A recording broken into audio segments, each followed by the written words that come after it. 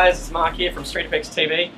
We are currently here in Hollywood, California. We got invited out by NBC Universal so that we can go and see the screening of Fast8, Fate of the Furious.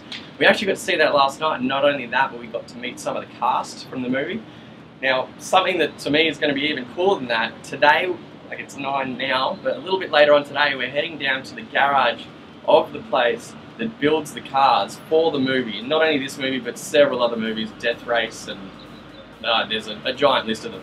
The man behind the scenes there is Dennis McCarthy. He chooses the cars for the movie, designs them and builds them. Now, because we've seen the movie last night, I'm not going to give away any spoilers, but there's a bunch of things that we wanted to ask him, because there's a few things that have bugged us about a lot of these movies. First off, if you've watched number 2, Fast and the Furious 2, you'll see that there's a scene where the cars, I think it's the yellow Evo Lancer, Brian's driving that, and somehow he's going reverse faster than the cars that are on the highway. So that means he's doing 60, 70 mile an hour in reverse. Didn't understand that. Now, we wanted to ask him about that, but this happens again in Fast 8. So there's a scene, the drag race scene, I can give this away because it's been in some of the trailers. There's a 1950 Chevy Fleetline that is going in reverse at an unruly speed. I think it's something like 100 miles an hour, and somehow manages to overtake people. There is actually a good explanation as to how that happens, and that's something that we're going to ask Dennis about today. And there's a few other little things that we wanted to ask about. There's a little bit of a trick that he uses for making the vehicle go faster by disconnecting the wastegate while driving. So we're going to ask him about that as well. Okay, Buster. Let's see if this works.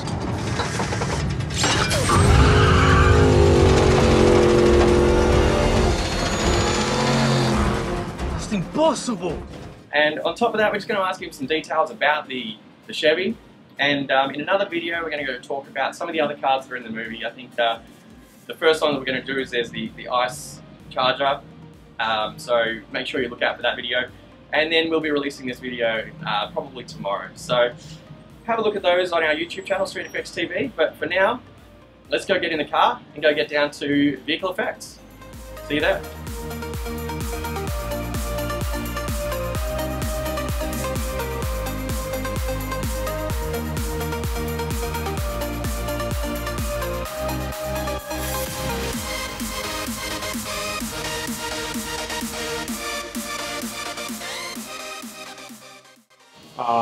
Yeah, this is another one of my favorites. This was a really cool part of the whole project, was this car. And it really, I felt what was neat about it is it kind of brought back some hands-on interacting with Dom in the car. You know, because we seem to have, gotten away from that a little bit through the franchise, and this was a chance to bring that back where, basically Dom is in Cuba. He's put in a situation where he has to race the fastest guy on the island, and he's given really a car that's just at a complete huge disadvantage.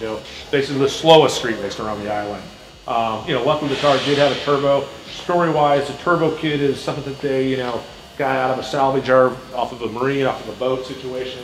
The motors, assume the motor's like a 327 from the 60s, and the fact that it was a turbo just allowed him to do his tricks with the wastegate and up the boost. They made some real things where he's actually doing stuff to the car, like pulling the wastegate. Yeah, that's all legit. Yeah. So basically, wastegate's pressure. The theory, and I just saw the movie, and it goes by so quick that you might miss it, but I'll do the quick explanation of it. So basically, you have the vacuum line that feeds the wastegate. So what Dom does initially is he's looking for an Allen wrench. He wants to adjust the boost on the car. He can't come up with that. He just takes the top of his Coke can, pulls the vacuum line. He basically pinches the line, restricting the vacuum of the wastegate, increasing the boost maybe 5-10 pounds. So gets him in the ballpark. He does, just for that, just in case, he runs a piece of baling wire from the vacuum line inside the car. So if all else fails, he can yank that piece of baling wire and basically put the car into full boost, which with the size of the turbocharger would be around 30 pounds. So it's not going to last long at 30 pounds of boost, but it's going to make a whole bunch of power for a very short time. As Letty states in the movie, you're basically creating a time bomb. But Dom says, yeah, well, it only has to last, from here to there. So, of course, in the end, it all works out. Another interesting feature of this car was in the dialogue. And like I said, I just saw the movie the first time, and everyone was, clapping and applauding. So I can't swear that it was in there, but the transmission is basically out of a tractor. If you've ever seen like an old backhoe transmission, which basically in Cuba is what they do. They'll take a transmission out of a tractor, they'll take a, an alternator off of a generator, they'll do whatever they can do to get something back together. So basically the car is equipped with, 4 forward gears and 4 reverse gears. So one lever is to shift gears and the other lever is from forward mode to reverse mode. So it's realistic that can go that fast in reverse? It's realistic because, it's always my job to try to explain these things. Hey, how does he go 100 miles an hour backwards? So yeah. I try to really stress the importance of that because otherwise you're watching the movie and you're going, hey, wait a minute. So there is, I had that question. There is some logic behind it. Gotcha. And that was it. And so that answers how they can go 100 miles an hour in reverse. Right. So if you see it, it's quick. And like I said, the cut went by. So I have to watch the movie, and I'm hoping that it all got in there. But theoretically, he spins the car around. He's already in 3rd gear. He grabs, 4th gear, puts it into reverse mode, and then the car just keeps the speed up. So that explains that. It didn't really quite explain that in the movie. So. Yeah. Well, I'm always worried about that. And granted, maybe 99% of people don't care, but I care, and I know that you would care. But yeah, it's important. How does a car go that fast backwards? We know it would max out at red line at about 36 miles an hour. So that was the explanation behind it. But it was really a cool scene. We had a lot. I went through with the editors, just insert shots of the tachometer, the boost gauge, the temp gauge. It all kind of played into that whole scene. And like I said, we'll have to watch it again and see if all those little tidbits made it in there because unfortunately they're all critical. So Where do you commentary? It really does. Yeah, you need that. So to explain this, here you go. Because I feel my job. As long as I can explain it, I've done my job. It's whether it all gets in there. It's jump on the floor. If they're answering these questions, yeah, you're right. That'd be a great idea. Fate of the Furious question hotline. Where did you find the car? So these were hard to find, and there was actually 10 of these. So this is one of 10. Because the car really went through, granted when you see the film, it's a pretty quick scene, but you have to realize we were there for, a couple of weeks filming nothing but this car races in the streets. And, there's a car that's for fire. There's actually 2 cars for fire. There's a car that's rigged for smoke. There's a car, each car really has a different purpose. Pretty much all the cars had, good power, good performance. Once again, it looks old in age, but if you really look closely, it's, once again, we built a complete aftermarket chassis for the vehicle, coilover suspension, has more of a modern steering box. I almost went with a rack, but I thought the rack would be kind of too obvious. 4 9-inch rear differential. The motor is actually a Chevy 400 horse 350 crate motor, and we've done everything we can to kind of give it that 60s era look. So we basically converted the valve covers with adapters that converted from the center bolt to the perimeter bolt, so you get the right, vintage valve cover look. We painted the aluminum heads on the aluminum intake orange. The art department steps in and ages everything. So the turbo is not actually functional in this particular No, if you notice, there's one key ingredient missing, which is the impeller. Yeah. And the reason for that is, 400 horsepower is enough for all of our filming needs, and 2, turbocharging 10 of these cars would really be a monumental feat just for time and tuning and everything else. And it was actually our original intent to build one actual turbo vehicle.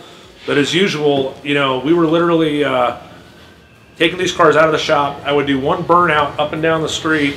The car would still have sticky wet paint and agent, and we would load it on a trailer and it went to a boat to get to Cuba. So there's literally just no extra. We basically have to eliminate everything that we want to do and just concentrate on what we have to do to make it all work. So if anything, this is adding restrictions to that 400 horsepower because of... Actually, okay, so what we did for that is actually the air is pulled through this tube here. So the air comes up through the turbocharger, okay? So that's not the exhaust. It pulls air through. No, it's all open on the bottom. It pulls air through here. It comes up through here. Okay. And we realized fairly quickly in Cuba that we were still restricting too much airflow.